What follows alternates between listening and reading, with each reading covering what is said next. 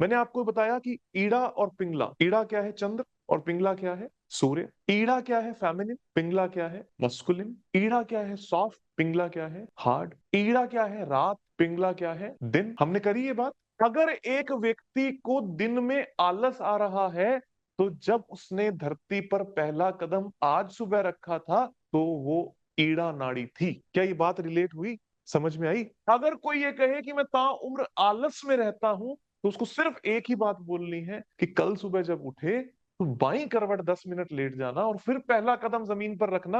ऐसा लगातार 3 दिन करना, ऑटोमेटिकली सारा ये बैलेंस हो जाएगा और आलस इस शरीर से छट जाएगा। इसीलिए सृष्टि ने क्या किया, 3-3 दिन की साइकिल बनाई। 3 दिन पूरा शरीर एक्टिव, 3 दिन पूरा मन एक्टिव। पिंगला क्या है, पुरुष प्रधान है, मस्कुलिन है, सूर्य है। ईड़ा क्या है, स्त्री प्रधान है, फेमिनिन है। आप में से जितनी भी महिलाएं हैं, कितनी महिलाएं ऐसी हैं जिनको दिन में नींद आती है और रात में जगने का मन करता है? कितनी महिलाएं ऐसी हैं कि रात को हम लंबा जग सकते हैं पर दिन में मुझे टाइम चाहिए, ये दोपहर में तो मुझे 2-3 घंटे दे ही दो। ऐसा फील होता है ना कि मुझे काश, मुझे उठना पड़ता है, ये एक अलग बात है, पर मैं उठना चाहती नहीं हूँ 6 बजे, 7 बजे, 8 बजे, क्योंकि ये जो सृष्टि है, इस सृष्टि में ईड़ा रात्रि है और ईड़ा ही फेमिनिन है।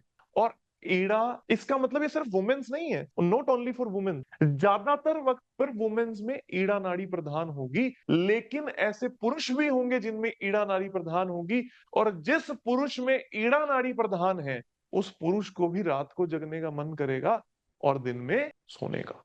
और जो भी स्त्रियां या पुरुष पिंगला नाड़ी प्रधान है, वो सुबह टाइम से उठकर अपना काम करके रात को मुझे सोना है, मेरा फिक्स टाइम है 7, 8, 9, उसके बाद मेरे से टॉलरेट नहीं होता, ये पिंगला नाड़ी प्रधान है। और ज्यादातर केसेस में पिंगला इज फॉर पुरुष एंड ईड़ा इज फॉर प्रकृति यानी महिलाएं। पर ये सिर्फ पुरुष और महिलाओं को छोड़कर वाइडली देखा जाए तो ज्यादातर एक व्यक्ति कौन से तत्व में रहता है और कौन से तत्व में उठता है, उसकी चेतना है। आप में से किसी भी व्यक्ति विशेष ने आज तक कभी भी वास्तु किया हो या करते हो और आपने निर्गुण स्वर में कर दिया यानी इनएक्टिव में कर दिया, तो कितना भी अच्छा कर लो रिजल्ट नहीं आएगा, आता ही नहीं, पॉसिबल ही नहीं है। अब नक्शा लेकर बैठो और वर्किंग करने लगो, अगर ईड़ा नाड़ी होगी तो वर्किंग अच्छी होगी, और क्लाइंट साइड पर जाकर काम करोगे, पिंगला होगी तो रेमेडी अच्छी मार्क करके आओगे। अगर आप अपने घर पे कर रहे हो तो ईड़ा, और सामने वाले के घर पे जाकर कर रहे हो, विजिट कर रहे हो, कर्म कर रहे हो, तो पिंगला।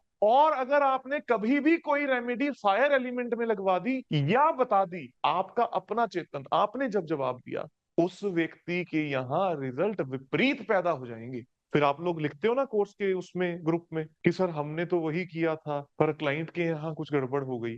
कि आप सभी लोगों का स्पेस एलिमेंट अपनी अपनी जगहों पर बैठकर आ रहा है। आप लोग अलग अलग जगहों से होगे, 200-300 लोग जितने भी अभी ऑनलाइन हो, पर करनाल में एक घर बन रहा है, उसके सेंटर के अंदर पेड़ लगा दिए गए हैं और ओपन टू स्काई छोड़ दिया गया है। और यहाँ ऑस्ट्रेलिया, लंदन, इंडिया के अलग अलग शहर में बैठे हुए लोगों को पता लग रहा है कि ये स्पेस एलिमेंट एक्टिव है। कौन सी ऐसी साइंस है, कौन सी ऐसी विद्या है जो ये घटित कर दे, जो ये बताने का दम रखे? You just have to practice.